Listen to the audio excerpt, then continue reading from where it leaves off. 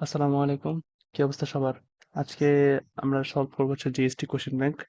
তো জিএসটি তোমাদের যে সার্কুলার সেটা কিন্তু দিয়ে দিছে 5 তারিখ থেকে, মানে গতকালকে থেকে কিন্তু শুরু হয়ে গেছে। আর তোমাদের এক্সাম সম্ভবত মে মাসে হবে। মে মাসের 9 তারিখ সম্ভবত এই ইউনিটের পরীক্ষা। তো গত বছর জিএসটিতে সাস্ট, খুলনা ভার্সিটি এগুলো ছিল, কিন্তু এবছর কিন্তু নেই। তো জিএসটি প্রশ্ন প্যাটার্নে একটু চেঞ্জ হতে পারে। তো আমাদের কি করতে হবে, আগে যে কোয়েশ্চেন গুলো হয়েছে সেটা একবার অ্যানালাইসিস করতে হবে। তো সেগুলো আমরা যদি সলভ করি তাহলে আমরা বুঝতে পারবো যে কি প্যাটার্নের কোয়েশ্চেন আসতেছে। তো গতবারে কোয়েশ্চেন সম্ভবত জাস্ট করছিল, তো যেহেতু জাস্ট আছে, আর এবারে কোয়েশ্চেন কারা করবে সেটা কিন্তু এখনো শিওর না। তো আমরা কোয়েশ্চেনটা অ্যানালাইসিস করলে আমরা বুঝতে পারবো যে কিভাবে কি সলভ করতে হবে আমাদের। তো চলো শুরু করি। তো আমরা ফিজিক্স দিয়ে শুরু করতেছি, পরবর্তীতে আমরা কেমিস্ট্রি, ম্যাথ দেখি আমরা চেষ্টা করব। তো ফিজিক্সের প্রথম চ্যাপ্টার ভৌত জগৎ ও পরিমাপ। এই অধ্যায়ে আর কি তেমন বেশি এমসিকিউ নাই।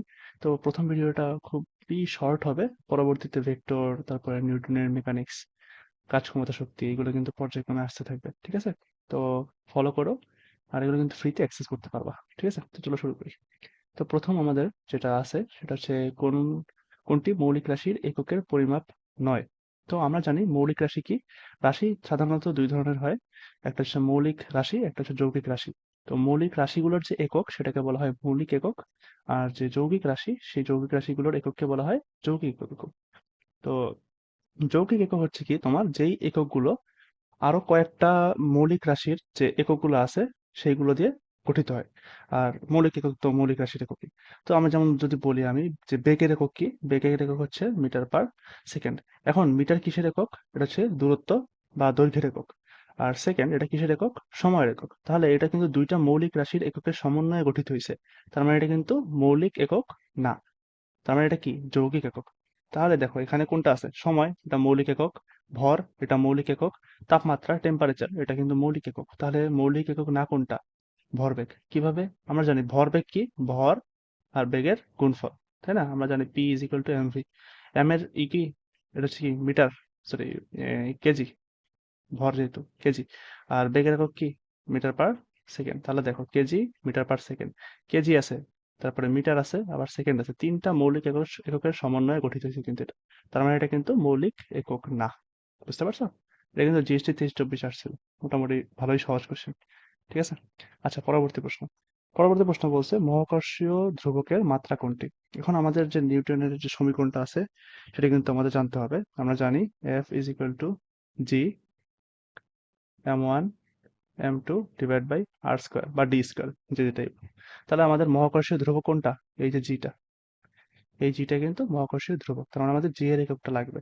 তাহলে আমি যদি জিটাকে এই পাশে পাঠাই, দেখো এখানে খেয়াল করতে হবে, জিটাকে যদি আমি এই পাশে রাখতে চাই তাহলে দেখো আরটা উপরে চলে যাবে, মানে এফ আর স্কোয়ার।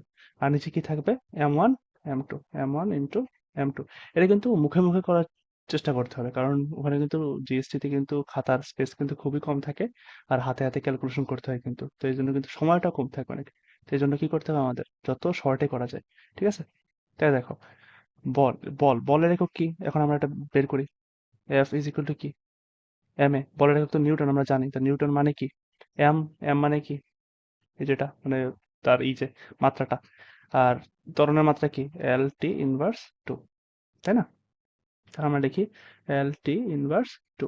আর এর মাত্রা কি হবে? এল স্কোয়ার হবে, যেটা আর স্কোয়ার আর কি।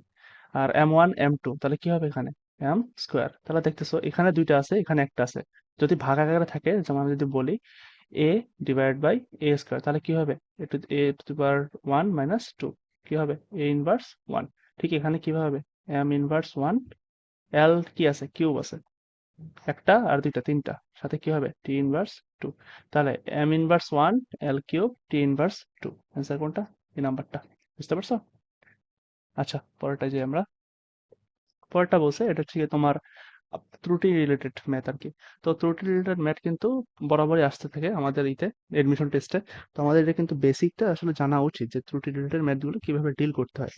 তো আমরা জানি যে যে কোনো পদার্থের একটা সাধারণ একটা পরিমাপ আছে। মনে করো, ধরো তুমি দোকান থেকে একটা লাঠি কিনলা, মনে করো একটা লাঠি, ঠিক আছে? তোমাকে বললো যে এই লাঠিটা হচ্ছে কত, 8 মিটারের একটা লাঠি, ঠিক আছে? কিন্তু মনে করো তুমি সেটা পরিমাপ করলা, পরিমাপ করে পেলা 8.1 মিটার, 8.1 মিটার। তাহলে দেখো, তোমাকে বললো যেটা 8 মিটারের লাঠি, কিন্তু তুমি পেলা কত? 8.1 মিটার। তার মানে তোমার এখানে কিছু ত্রুটি আছে। আবার দেখো তোমার একটা বন্ধু সেটা লাঠিটা মাপলো, সে মেপে পেলো 7.9 মিটার।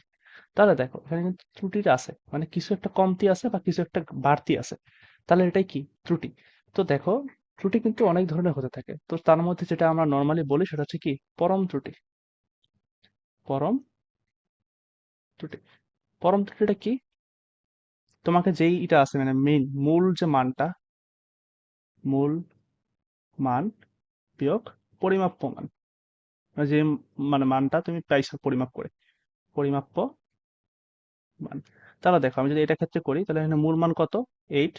যদি আমি পরিমাপ্য মান দেখি 8.1, তাই না? তাহলে কত হচ্ছে? 0.1 মিটার। এটাকে কিন্তু তাহলে আমি এভাবে লিখতে পারি, মানে তোমার এটাকে দেখো 8 প্লাস মাইনাস 0.1। দেখো এখানে যদি আমি পার্থক্যটা করি এই ক্ষেত্রেও কিন্তু সেম হয়। এই যে এখানে কি হবে?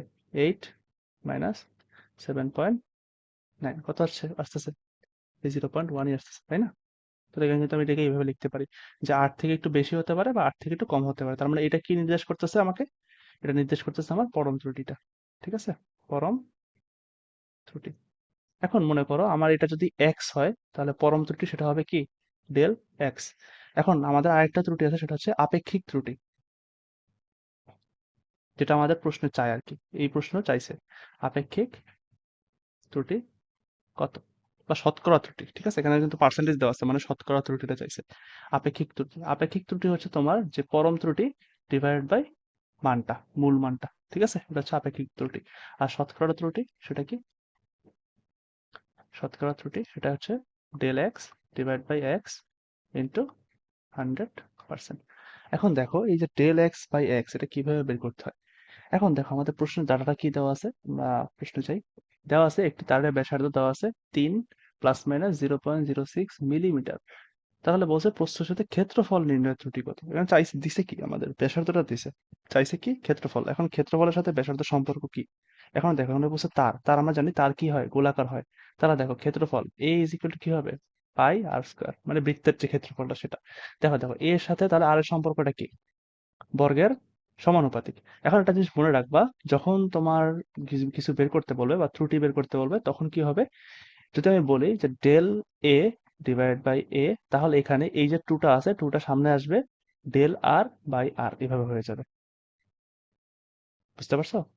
যদি আমি এখানে বলি যে এরকম মানে ত্রুটি, যেমন আমি যদি তোমাকে বলতাম যে মনে করো একটা গোলকের ব্যাসার্ধ দেওয়া আছে, মনে করো একটা গোলকের ব্যাসার্ধ আর দেওয়া আছে। ঠিক আছে, এখন বলছে যে গোলকের তোমার বের করতে, মানে ক্ষেত্রফলের ত্রুটি বা আয়তনের ত্রুটি, ধরো আয়তনের ত্রুটি বলছে। তাহলে দেখো গোলকের ক্ষেত্রফলটা আমরা কি জানি, আয়তন কি জানি আমরা? V is equal to 4/3 pi r cube, তাই না? তাহলে দেখো এখানে তোমার যে ভি আছে আর আর আর এর সাথে কি সম্পর্ক? কিউবিক সম্পর্ক। তাহলে আমি যদি এখন তোমাকে করি যে del v divide by v is equal to কি হবে? 3 সামনে চলে আসবে, del r divide by r. বুঝতে পারছো? আশা করি বুঝতে পারছো। আচ্ছা, তাহলে দেখো আমরা এখন এই ম্যাথটায় যাই, ম্যাথটা করি আমরা। কোনো একটা কালি নেই, সব কালি তো ফিল আপ হয়ে গেছে। আচ্ছা এই কালিটা নেই। দেখো বলছে কি তোমার এখানে পরিমাপ দিয়েছে, তোমার কি বলে পরম ত্রুটিটা দিয়ে দিছে। তো পরম ত্রুটি কত? পরম ত্রুটি হচ্ছে তোমার মানে আমাদের ডেল এক্স সেটা দেওয়া আছে কত? 0.06 mm।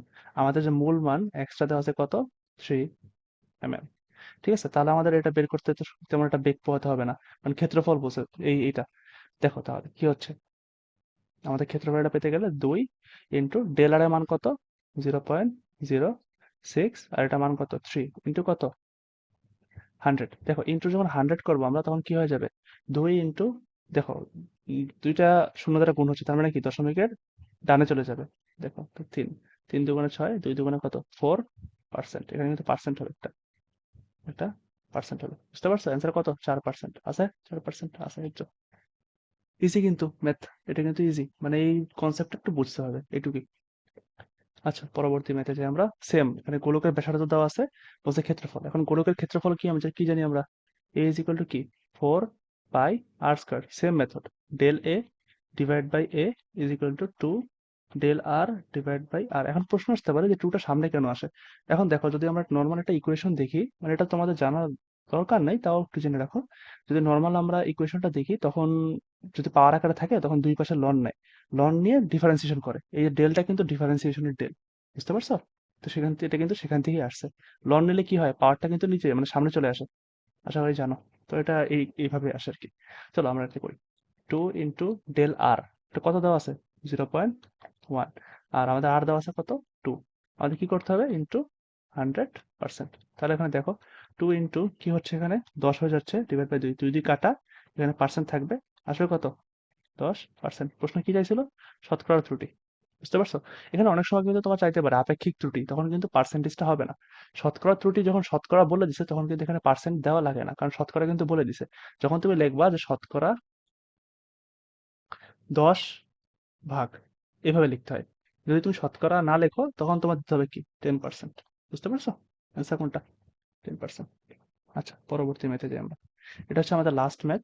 মানে তোমার জিএসটি তে কিন্তু এই অধ্যায় থেকে মোটামুটি 5টা প্রশ্ন আসছে। 20 21 বলো, 21 22 23 24, তো এই কয়েকটা আর কি, 4টা কোশ্চেন 5টা কোশ্চেন আসছে আর কি। তো সেগুলো আমরা সলভ করতেছি। আর এই টাইপটা কি তোমাদের জন্য খুব একটা ইম্পর্টেন্ট না, কিন্তু এটা কিন্তু দিছে, এটা কিন্তু ইম্পর্টেন্ট না। আর এটা হাতে ক্যালকুলেশন করা মানে সম্ভব না, কারণ দেখো এইগুলো দেখো তুমি, 3.65, 3.68, 3.86, 3.58, যদি মনে করো একটু মানটা ডিফারেন্ট দিত, তাহলে আমাদের জন্য কিন্তু হাতে ক্যালকুলেশন করা কিন্তু ইজি হইতো, কিন্তু এখানে কিন্তু হাতে ক্যালকুলেশন করা যায় না। আর এই যে তোমার এটা আছে, এটা কিন্তু আমাদের জন্য কি খুব একটা ফ্যামিলিয়ার না কিন্তু।